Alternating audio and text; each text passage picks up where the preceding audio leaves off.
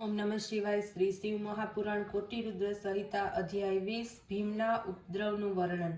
સુતજી બોલ્યા કે હે ઋષિઓ, હવે હું આપને ભીમાશંકર શિવનું પવિત્ર ચરિત્ર સંભળાવું છું, એનું પ્રેમપૂર્વક શ્રવણ કરો। એકવાર રાવણના નાના ભાઈ કુંભકર્ણે કર્કટી નામક રાક્ષસીથી ભીમ નામનો દાનવ ઉત્પન્ન કર્યો હતો। એ પછી અયોધ્યાના અધિપતિ શ્રી રામે લંકા ઉપર ચડાઈ કરી હતી। એ જ યુદ્ધમાં કુંભકર્ણનો વધ કર્યો હતો। ત્યારે કુંભકર્ણની પત્ની કર્કટી રાક્ષસી પોતાના પુત્ર ભીમને લઈને સહ્યાદ્રી પર્વત ઉપર ચાલી ગઈ। કેટલાક સમય પછી જ્યારે ભીમ મોટો થયો તો તેણે પોતાની માતાને પૂછ્યું કે હે માતાજી, આપ સત્ય કહો કે આપ અહીં એકલા શું કરો છો? મારા પિતા ક્યાં છે અને કોણ છે? આટલું સાંભળીને કર્કટીએ કહ્યું, હે પુત્ર, તમારા પિતા તો મહાબલી રાવણના નાના ભાઈ કુંભકર્ણ હતા। એ પહેલા હું વિરાધ રાક્ષસની પત્ની હતી। વિરાધનો રામે પહેલા વધ કર્યો હતો। હું અત્યંત દુઃખી થઈ હતી। ત્યારબાદ હું મારા પિતાને ત્યાં ચાલી ગઈ હતી। દુર્ભાગ્યે ત્યાં પણ મારો પીછો ન છોડ્યો। એક દિવસ મારા માતા પિતા અગસ્ત્ય ઋષિના શિષ્યને ખાવાને માટે આશ્રમ ઉપર ગયા। તે લોકો ત્યાં જ મુનિના શાપ દ્વારા ભસ્મ થઈ ગયા। હું પાછી એકલી થઈ ગઈ, આ પર્વત ઉપર રહેવા લાગી। ત્યાં પરાક્રમી કુંભકર્ણ આવ્યા, મારી સાથે સંયોગ કર્યો, એના દ્વારા જ તારો જન્મ થયો। ત્યાર પછી આ રીતે માતાના શબ્દને સાંભળીને ભીમ દાનવ વિષ્ણુ ભગવાનની સાથે દ્વેષ કરવા લાગ્યો। તેણે વિષ્ણુનો બદલો લેવાનો વિચાર કર્યો અને તપ કરવા લાગ્યો। એણે 1000 વર્ષ સુધી બ્રહ્માને પ્રસન્ન કરવાને માટે કઠોર તપ કર્યું।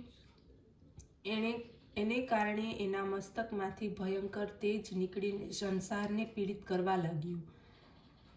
ત્યારે દેવતાઓએ આ જોઈને ભીમને વરદાન આપવાને માટે બ્રહ્માની પ્રાર્થના કરી। બ્રહ્માએ પણ ભીમની પાસે પહોંચીને એને વરદાન માગવાને માટે કહ્યું। બ્રહ્માના વચન સાંભળીને ભીમ પ્રણામ કરીને બોલ્યા, હે પિતામહ, જો આપ પ્રસન્ન છો તો મને અત્યંત બળવાન થવાનું વરદાન આપો। ત્યારે બ્રહ્માએ તથાસ્તુ કહીને એને વરદાન આપ્યું।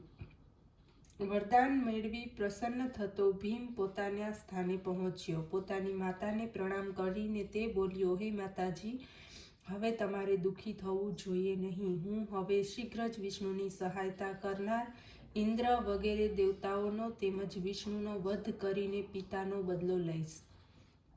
આ પ્રમાણે માતાને સમજાવીને ભીમ ત્યાંથી ચાલતો થયો। એણે જઈને દેવતાઓની સાથે ઘોર યુદ્ધ કર્યું અને સર્વ દેવતાઓને જીતી લઈ સ્વર્ગની બહાર કાઢી મૂક્યા। આવી જ રીતે દેવશ્રેષ્ઠ વિષ્ણુને પણ પરાજિત કર્યા। ત્યારબાદ સમગ્ર વિશ્વને આધીન કરવાને માટે દક્ષિણની તરફ કામરૂપ દેશના રાજાની પાસે યુદ્ધ કરવાની ઈચ્છાથી પહોંચ્યો। ઘોર સંગ્રામ કરીને વિજય મેળવ્યો। ત્યાંના રાજાને મારી વશ કર્યો। રાજ્ય ભંડાર ખજાનો સર્વ કંઈ પોતાને વશ કરી લીધું। રાજા જેલની અંદર દુઃખી થતો શિવાર્ચન કરવા લાગ્યો।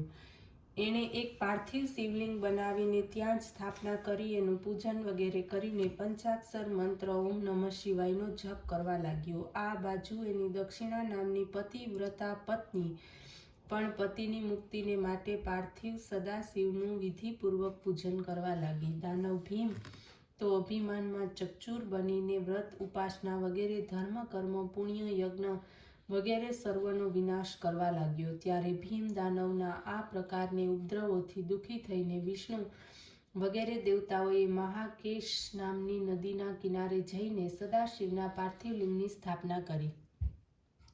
એને વિધિપૂર્વક પૂજા વગેરે કરીને અનેક પ્રકારની સ્તુતિ આરાધના વગેરે પણ કરી।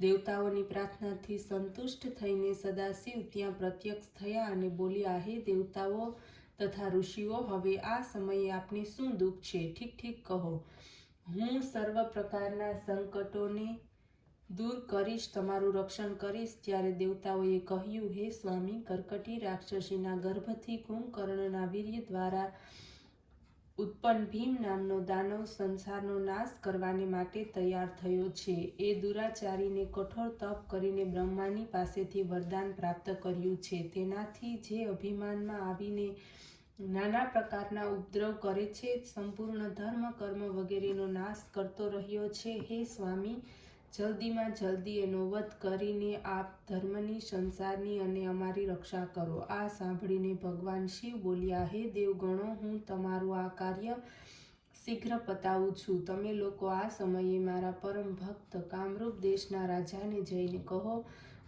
તું ચિંતા ના કર, ભગવાન શંકર અત્યંત શીઘ્ર જ તમારી વેરી ભીમનો નાશ કરશે. આ સાંભળીને શિવ આજ્ઞાથી સર્વ દેવતા કામરૂપ દેશમાં ગયા અને ભગવાન શિવજીની આજ્ઞા સંભળાવી. ઓમ નમઃ શિવાય.